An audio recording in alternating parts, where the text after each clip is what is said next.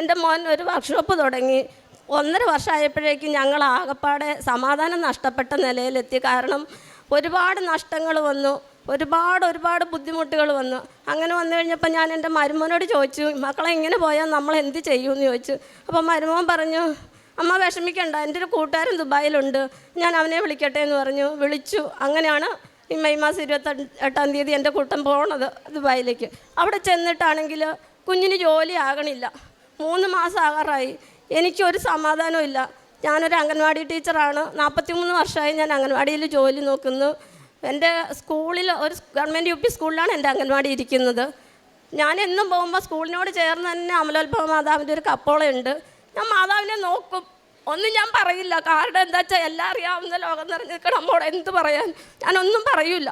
പിന്നെ ഞാൻ മനസ്സിൽ പറയും, ഞാൻ പിഞ്ചു കുഞ്ഞുങ്ങളുമായിട്ട് ഇരിക്കണതാണല്ലോ മാതാവേ എന്ന് മാത്രമേ ഞാൻ ചോദിക്കുകയുള്ളൂ. ഇങ്ങോട്ട് വരുമ്പോഴേ ഞാൻ തിരിഞ്ഞൊന്ന് നോക്കും, ഞാനിങ്ങ് പോരും. അങ്ങനെ പോന്നു. എൻ്റെ മോൻ പോയിട്ട് ഞാൻ രാത്രി ചോറുണ്ടിട്ടില്ല.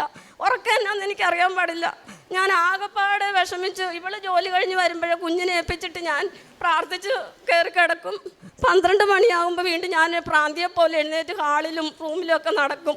ഇവള് വന്നിട്ട് എന്നോട് ചോദിക്കും, എന്താമ്മോ? ഞാൻ പറയും, എനിക്കൊരു സമാധാനമില്ല, എൻ്റെ മോൻ പോയിട്ട് ഒരു ജോലി ആയില്ലല്ലോ, കേരള അല്ല ഇന്ത്യ അല്ല, എന്ത് ചെയ്യും, എനിക്കൊരു സമാധാനം ഇല്ലല്ലോ എന്ന് പറയുമ്പോൾ ഇവള് പറയും, 2 ആളും കൂടി വരും, അമ്മ അത് സമാധാനപ്പെടുക, എന്തായാലും ജോലി റെഡിയാകും എന്ന് പറയും. ഇന്ന് രാത്രിയിൽ ഞാനൊരു 12 മണിയായപ്പോൾ എഴുന്നേറ്റ് ഹാളിൽ ഇങ്ങനെ നടക്കുക. അപ്പോൾ ഇവർ ഓടി വന്നിട്ട് എന്നോട് ചോദിച്ചു, എന്നെ അമ്മ വല്ല വിഷമം ഉണ്ടാകില്ലേ, അമ്മയ്ക്കും എന്തെങ്കിലും വിഷമം ഉണ്ടാകില്ലേ, എങ്ങനെയെങ്കിലുമൊക്കെ ശരിയാകും അമ്മ, നമ്മൾ പ്രാർത്ഥിക്കുന്ന ദൈവങ്ങളില്ലേ, അല്ലാതെ ഒന്നുമില്ലല്ലോ എന്ന് പറഞ്ഞു. ഞാൻ അന്നേരം വെളുപ്പിന് 4 മണിക്ക് എന്നും എഴുന്നേക്കും. വീട്ടിലെ ജോലികളൊക്കെ കഴിച്ചിട്ട് ഞങ്ങളുടെ വീടിന് തൊട്ടടുത്ത് അമ്പലമുണ്ട്. ഞാൻ എന്നും അമ്പലത്തിൽ പോകും. അന്ന് ഞാൻ പതിവ് പോലെ അമ്പലത്തിൽ പോകാനായിട്ട് പോണതായിട്ട് ഞാൻ സ്വപ്നം കാണുവാണ്. നടന്നിട്ട് 100 മീറ്റർ അകലെയുള്ള അമ്പലത്തിൽ ഞാൻ എത്തണില്ല. നടന്ന് എൻ്റെ കാല് കുഴഞ്ഞു. ഞാൻ അമ്പലത്തിൽ എത്തണില്ല. പിന്നെയും നടന്ന് ചെന്ന് കഴിഞ്ഞപ്പം ഗോപുരമില്ല, വെലിക്കപ്പരയില്ല, നടപ്പന്തലില്ല, കൊടിമരയില്ല, ഒന്നുമില്ല. ഒരു ഗ്രില്ലിട്ടൊരു സ്ഥലം, ഒരു ഹാള്, ഒരിടനാഴി. ഞാനിതെവിടെയാണ് ചെല്ലുന്നത്, ഇതെന്ത് പറ്റി? ഇന്നലെ വരെയും ഒരു കുഴപ്പമില്ലായിരുന്നു അമ്പലത്തിൽ, ഇതെന്ത് സംഭവിച്ചു? ഞാനിതൊന്നും അറിഞ്ഞില്ലല്ലോ ദൈവമേ. പിന്നെ നമ്മളോട് ഇതൊന്നും പറയേണ്ട കാര്യമില്ലല്ലോ എന്നോർത്ത് ഞാൻ ആൾക്കാരൊക്കെ തൊഴുത് നീങ്ങണു.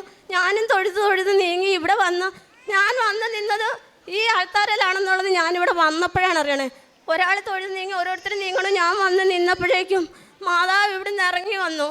മാതാവ് ഇറങ്ങി വന്നിട്ട് ഞാൻ അപ്പോഴേക്കും എനിക്ക് മനസ്സിലായി അതൊരു ദൈവം തന്നെയാണ്.